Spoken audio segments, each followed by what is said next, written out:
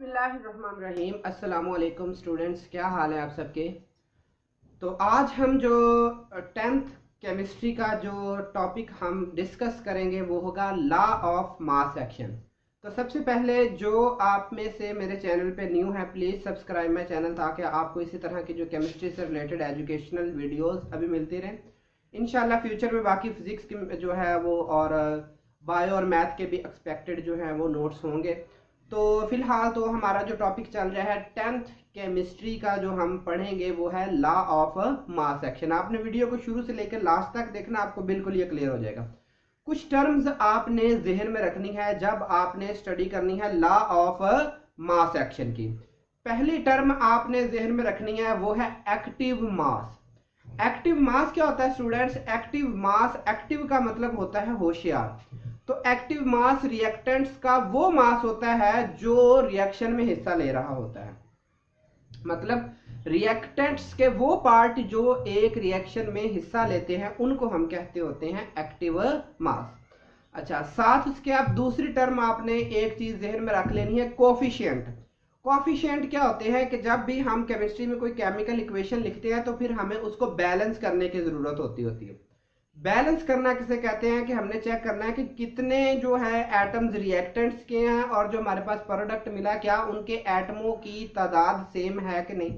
तो हमने इसके लिए कुछ जो है वो बैलेंसिंग कोफिशिएंट लगाने होते हैं और जो एक्टिव मास और ये बैलेंसिंग कोफिशिएंट है वो हम अभी इस लॉ ऑफ मास एक्शन में डिस्कस करेंगे। तीसरी बात जो आपने जहन नशीन रखनी है वो हमने इस यहां से निकालना है केसी की वैल्यू। केसी क्या है? केमिकल इक्विलिब्रियम होता है, ठीक है। तो इस केमिकल इक्विलिब्रियम की हमने जो है वो एक वैल्यू निकालनी है, एक अददी वैल्यू निकालनी है जिसमें हम ये चीज देखेंगे कि प्रोडक्ट जो है वो हमेशा ऊपर होंगे और रिएक्टेंट्स उनके नीचे, और ये जो चीज होगी वो केसी के इक्वल होगी। फिर हमने लॉ ऑफ मास एक्शन में जो है वो इसका जर्नल एक्सप्रेशन जो है वो पढ़ना है। तो जर्नल एक्सप्रेशन में जो है वो हमने जो चीज डिस्कस करनी है कि उसमें मैं आपको कुछ कोफिशिएंट लेकर फिर उनकी इक्वेशंस हम ड्राइव करेंगे, फिर उन इक्वेशन को आगे केसी की वैल्यू कैसे हम फाइंड आउट कर सकते हैं। तो ये सारी चीजें आज के लेक्चर में हमने पढ़ना है। अब जो लॉ ऑफ मास एक्शन था ये जो प्रेजेंट किया था ये गुल्डबर्ग और पी वेज ने जो है वो 1869 में जो है वो प्रेजेंट किया था। और इन्होंने कहा था कि किसी भी कंपाउंड का किसी भी रिएक्शन में जब उसका रेट हम डिटरमिन करते होते हैं तो वो डिपेंड करता होता है एक्टिव मास ऑफ रिएक्शन के, और जो रेट ऑफ रिएक्शन होता है वो जितनी भी रिएक्टेंट्स उसमें पार्टिसिपेट कर रहे होते हैं उनके जो एक्टिव मासेस है उनके हासिल ज़रब के बराबर होता है। तो इसी में हमने रेट ऑफ फॉरवर्ड रिएक्शन फिर पढ़ना है, रेट ऑफ रिवर्स रिएक्शन, फिर उनकी हमने रेशो निकालनी है और रेशो निकालने के बाद हम एक केसी की वैल्यू निकालेंगे और उस केसी की वैल्यू से हम आगे जो है वो डिसाइड करेंगे कि ये रिएक्शन किस तरह का होगा, फॉरवर्ड है, रिवर्स है या फिर जो है वो केमिकल इक्विलिब्रियम की हालत में है। तो उन सब चीज़ों को अंडरस्टैंड करने के लिए आपके पास जो पहला जो आपने जो डिस्कस करना है हमने यहाँ पर वो है लॉ ऑफ मास एक्शन। तो लॉ ऑफ मास एक्शन पे जो है वो अब हम नोट्स के जरिए आपको ये मैं बात एक्सप्लेन करता हूँ जी। अब ये हमारे पास है लॉ ऑफ मास एक्शन, इसको जो है वो अभी हमने जो है वो एक्सप्लेन करना है। तो सबसे पहले लॉ ऑफ मास एक्शन जो था ये गुल्डबर्ग और पीवेज ने जो है वो 1869 में प्रेजेंट किया था। और इस लॉ के मुताबिक the rate at which a substance reacts, मतलब ये कि किसी चीज़ का रेट जो होता है जिससे वो सब्सटेंस रिएक्ट करती is directly proportional to its active mass, वो उसके एक्टिव मास के इक्वल होता है। मतलब जो हमारे पास सब्सटेंस है उसमें से कितने पोर्शन ने पहले मतलब कितना पोर्शन उसमें से रिएक्टेंट्स जो है वो प्रोडक्ट में चेंज होने के लिए रिएक्शन कर रहा है, तो वो कहलाता है उसका रेट। जो होता है ना रेट होता है कि कंसंट्रेशन में चेंज। कंसंट्रेशन से मुराद ये है कि फ़र्ज़ करो हमारे पास एक 10 ग्राम रिएक्टेंट है, तो 10 ग्राम रिएक्टेंट है, 5 मिनट में फ़र्ज़ किया कि 5 ग्राम रिएक्टेंट्स जो है वो प्रोडक्ट में चेंज हो गया। 5 मिनट में 5 ग्राम रिएक्टेंट जो है वो प्रोडक्ट में चेंज हो गया, तो इसको आप कहेंगे रेट।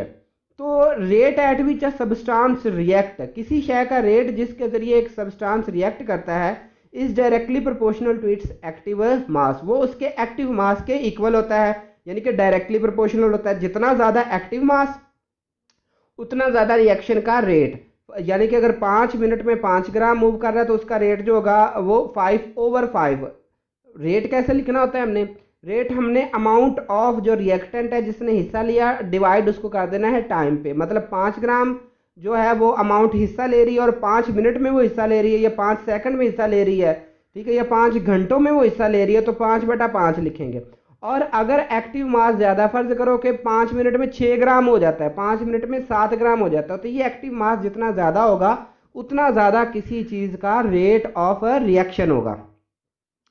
तो the rate of reaction is directly proportional to, अब ये तो उस सब्सटेंस का रेट था, और अगर हम किसी रिएक्शन का रेट निकालना चाहते हैं तो वो क्या होता है, is directly proportional to the product of the active masses. अब जितने भी रिएक्टेंट्स हिस्सा ले रहे हैं ना, उन सब के जो प्रोडक्ट निकालना है उनके एक्टिव मासेस के डायरेक्टली प्रोपोर्शनल होगी वो चीज़ ऑफ द रिएक्टिंग सब्सटेंस। अब जनरली एक्टिव मासेस जो है ये कंसीडर किया जाता है मोलर कंसंट्रेशन। अब ये चीज़ ज़हन में रख लेनी है, कंसंट्रेशन किसी भी चीज़ की कंसंट्रेशन से मुराद होती है उसकी क्वांटिटी, कि कितनी क्वांटिटी जो है वो रिएक्शन में हिस्सा ले रही है। तो हैविंग यूनिट मोल पर डीएम क्यूब। अब यहाँ पे ये भी आपने जहन नशीन कर लेनी बात कि मोलर कंसंट्रेशन का जो यूनिट होता है वो होता है मोल पर dm cube and is expressed as square brackets, और उनको हमने इस स्क्वायर ब्रैकेट से जो है वो प्रेजेंट करना होता है। तो यहाँ स्टेटमेंट से हमें एक बात पता चली कि दो किस्म के रेट होंगे, एक रेट होगा सिर्फ एक सब्सटेंस का और एक रेट होगा एक रिएक्शन का। तो सब्सटेंस का रेट उसके एक्टिव मास के डायरेक्टली प्रोपोर्शनल है, जबकि रिएक्शन का रेट जो है प्रोडक्ट ऑफ एक्टिव मासेस पे होगा, क्योंकि रिएक्टेंट्स एक या एक से ज़्यादा भी हो सकते होते हैं। तो अब हमारे पास कंसीडर करो कि एक रिवर्सिबल रिएक्शन है जिसमें हमारे पास ए और बी जो है ये दोनों रिएक्टेंट्स हैं और सी और डी जो है ये हमारे पास प्रोडक्ट बने हैं। जब इन दोनों ने रिएक्शन किया तो सी और डी प्रोडक्ट बना, तो ये रेट ऑफ फॉरवर्ड रिएक्शन है जिसको हमने किससे ज़ाहिर किया, के एफ से। और जब सी और डी दोबारा डीकम्पोज होकर वापस ए और बी में चेंज हो जाते हैं तो वो होता है रेट ऑफ रिवर्स रिएक्शन, इसको हमने प्रेजेंट कर दिया के आर से। अब यहाँ पर दो चीज़ें जहन नशीन कर लें कि फॉरवर्ड और रिवर्स रिएक्शन। इससे पहले वाले लेक्चर में मैंने वही बात बताई है कि फॉरवर्ड और रिवर्स रिएक्शन क्या होता है। तो सपोज करो कि ये जो ए है उसकी मोलर कंसंट्रेशन को हम इस तरह रिप्रेजेंट करेंगे, स्क्वायर ब्रैकेट्स और दरमियान में रिएक्टेंट लिखेंगे।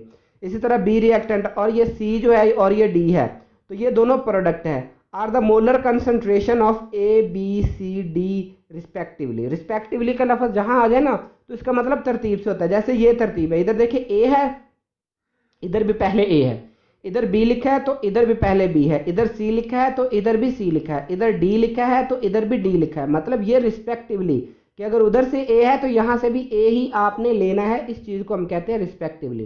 तो according to law of mass action, law of mass action के मुताबिक जो रेट है the rate of forward reaction, जो रेट है फॉरवर्ड रिएक्शन का that is directly proportional to A और बी।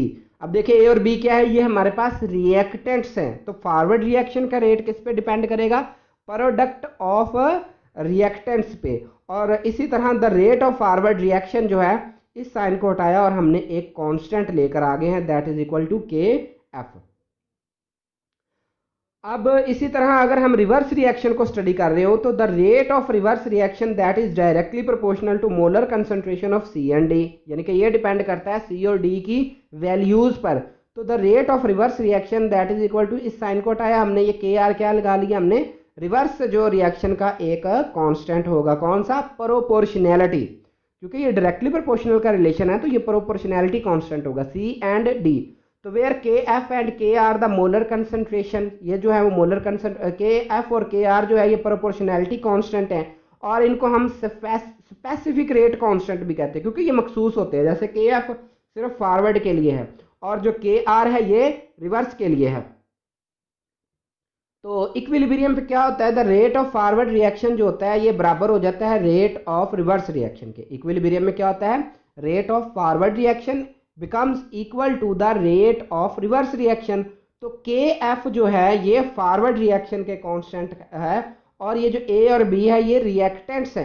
इसी तरह रिवर्स रिएक्शन में KR जो है ये रिवर्स रिएक्शन का जो है वो कांस्टेंट है और C और D जो है ये हमारे यहाँ पर रिएक्टेंट्स हैं। अब एक चीज़ और जहन में कि जब फॉरवर्ड रिएक्शन है तो A भी रिएक्टेंट और C D प्रोडक्ट, लेकिन जब रिवर्स रिएक्शन है तो सी डी हमारे रिएक्टेंट्स हो जाएंगे और ए बी हमारा प्रोडक्ट हो जाएगा।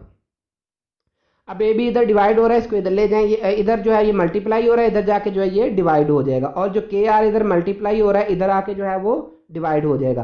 तो अब यहाँ पे हम एक और टर्म ले आएंगे दैट इज इक्वल टू के सी। तो जो इन दोनों की रेशो है क्या है, के सी क्या है, rate of forward reaction over rate of reverse reaction. इन दोनों की जो रेशो है, ये रेशो को रिप्रेजेंट करते हैं हम ऐसे, तो इन दोनों की जो रेशो है दैट इज इक्वल टू के सी।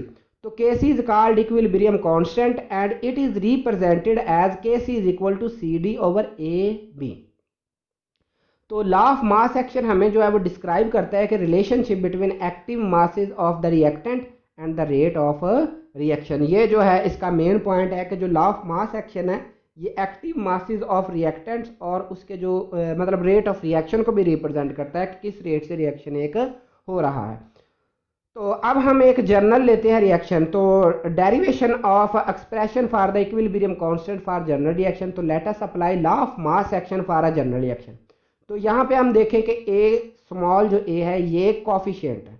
मैंने आपको बताया कि कॉफिशिएंट क्या होता है कि जब हमने कोई इक्वेशन बैलेंस करनी होती है तो उसके साथ 1 2 3 वगैरह जो हम लगाते हैं वो उनके क्या कहलाते होते हैं, कॉफिशिएंट। तो ए और बी यहाँ पे ये है और इसी तरह बी बी, ठीक है, और इसी तरह से सी सी और डी डी। तो this reaction consist of two reactions, दो रिएक्शन इसमें कौन से हैं, एक फॉरवर्ड रिएक्शन है और एक क्या है हमारे पास रिवर्स रिएक्शन, ये वाला फॉरवर्ड और ये वाला रिवर्स रिएक्शन। तो अकॉर्डिंग टू दिस लॉ, अब लॉ ऑफ मास एक्शन के मुताबिक हम क्या करेंगे, the rate of a chemical reaction is directly proportional to the product of the molar concentration of its reactants. Again वही है कि रेट ऑफ केमिकल रिएक्शन जो है ये डायरेक्टली प्रोपोर्शनल होता है प्रोडक्ट की मोलर कंसंट्रेशन पे, कि कितने मोल्स जो है वो प्रोडक्ट के या कितने मोल्स जो है वो रिएक्टेंट के प्रोडक्ट में चेंज हो रहे हैं। यहाँ पे प्रोडक्ट से मुराद हासिल ज़रब, क्योंकि हमने इन दोनों को मल्टीप्लाई करना है, वो आगे अभी बताता हूँ मैं। Raise to the power equal to their number of moles. ये जो है ए बी सी ये कॉफिशिएंट है और ये रिप्रेजेंट कर रहे हैं नंबर ऑफ मोल्स को, कि कितने नंबर ऑफ मोल्स एक सब्सटेंस के पार्टिसिपेट कर रहे हैं। तो ये इसको हमने रेज करना है। मतलब अब यहाँ पे आप देखें कि let us first discuss the forward reaction. तो फॉरवर्ड रिएक्शन में हम क्या देखते हैं कि ए और बी जो है ये रिएक्टेंट्स हैं, जबकि ए और बी इनके जो नंबर ऑफ मोल्स हैं। तो लॉ ऑफ मास एक्शन के मुताबिक जो रेट ऑफ फॉरवर्ड रिएक्शन है जिसको हम किससे रिप्रेजेंट कर सकते हैं, आर एफ से। तो rate of forward reaction is directly proportional to A और बी बी। इसी तरह रेट ऑफ फॉरवर्ड रिएक्शन, इस साइन को हटाया तो हमारे पास के एफ आ गया। अब के एफ क्या है, rate constant for forward reaction. अब देखें जो यहाँ पर ए बी साथ लिखे हुए थे, ये ए और ये बी, ये कहाँ पे चले गए हैं, ये उसकी पावर पे चले गए हैं, क्योंकि ये नंबर ऑफ मोल्स है और इनको आपने इनकी पावर में ही लिखना है। इसी तरह अब हम रिवर्स रिएक्शन को देखते हैं। तो similarly the rate of the reverse reaction R R is directly proportional to the product of C D, where C and जो डी हैं ये नंबर ऑफ मोल्स हैं गिवन बाय कैपिटल। ये इस तरह हमने इसको रिप्रेजेंट किया इन बैलेंस केमिकल इक्वेशन। तो R R rate of reverse reaction is directly proportional to C और डी की कंसंट्रेशन पे, और इनके जो नंबर ऑफ मोल्स है वो इनकी पावर में आ जाएंगे। अगेन हम एक कांस्टेंट लेकर आए हैं that is equal to K R, where K R is the rate constant for reverse reaction. तो अब हमने यहाँ पर के सी की वैल्यू निकालनी है। तो जब by taking the constant on the one side and the variable on the other side, जैसे हमने पीछे जो लॉ ऑफ मास एक्शन में इक्वेशन नहीं पढ़ी, बिल्कुल वैसे की वैसे है ये। तो यहाँ पे मैंने स्टेप रिड्यूस कर दिया क्योंकि वो पीछे मैंने ये बात समझा दी है। तो K F over K R is equal to product है, सी और डी प्रोडक्ट है और ए और बी जो है ये रिएक्टेंट। तो इनकी के सी की वैल्यू जो हमारे पास ये निकलेगी। तो where K C is equal to K F over K R is called equilibrium constant. तो ये जनरल रिएक्शन के लिए इक्विलिब्रियम कांस्टेंट है। अभी आपने एग्जांपल्स देखनी है कि अब हमारे पास जब नाइट्रोजन रिएक्ट करती है ऑक्सीजन के साथ तो बनाती है नाइट्रोजन मोनोऑक्साइड, और रिवर्सिबल रिएक्शन जो है वो इस तरह, मतलब N2 और O2 आपस में मिलकर NO बना रहे हैं, जबकि NO दोबारा डिकम्पोज होकर N2 और O2 बना रहे हैं। तो the rate of forward reaction R F that is equal to K F N2 और O2, और the rate of reverse reaction जो है R R is equal to K R और NO2, और ये जो 2 है ये इसकी पावर में चला जाएगा। तो अब आपने इसका इक्विलिब्रियम जो है वो एक्सप्रेशन कैसे लिखना है, के सी प्रोडक्ट ओवर रिएक्टेंट। अब प्रोडक्ट हमारे पास ये है और ये जो 2 है इसकी पावर में चला जाएगा और रिएक्टेंट्स हमारे पास इस तरह। तो यूँ आपने के की वैल्यू जो है वो के का एक्सप्रेशन जो है वो आप ऐसे लिख सकते हैं। इसी तरह अमोनिया के लिए देख लें। अब अमोनिया कैसे बनता है, जब N2 और H2 आपस में मिलते हैं तो NH3 बनता है। तो for the reaction the rate of forward reaction हमारे पास RF जो है वो KF N2 और H2 और ये 3, क्योंकि ये बैलेंसिंग कोफिशिएंट जो है यहाँ पर 3 है। अब दोबारा आप इसको देख ले कैसे बैलेंस हुआ है। अब देखिए यहाँ पर कितने N2, 2 नाइट्रोजन है, यहाँ पर कितने 1, तो 2 लगाया इसके साथ। जब हमने 2 लगाया तो ये जो H है ये 3 थे, तो 2 3 जो है ये इसके साथ मल्टीप्लाई हो रहा है, तो 2 3 आर 6, तो 6 हाइड्रोजन है। तो इन 6 हाइड्रोजन को बैलेंस करने के लिए हमने यहाँ पर 3 लगा दिया। बैलेंसिंग का कोई जो है ना ये एक मेथड होता है कि दोनों तरफ आपने जो है नंबर ऑफ एटम्स जो है वो इक्वली कंपेयर करने और फिर उनकी क्वांटिटीज़ को भी आपने बराबर करना, उनके नंबर्स को भी बराबर करना है। तो अब इसका जो है वो क्या करेंगे, प्रोडक्ट ओवर रिएक्टेंट। प्रोडक्ट क्या है NH3, ये जो 2 है ये वाला, ये 2 इसकी पावर में आ चुका है। इसी तरह N2 और H2 की पावर जो है वो क्यूब जो है वो आ जाता है। तो जज़ाक।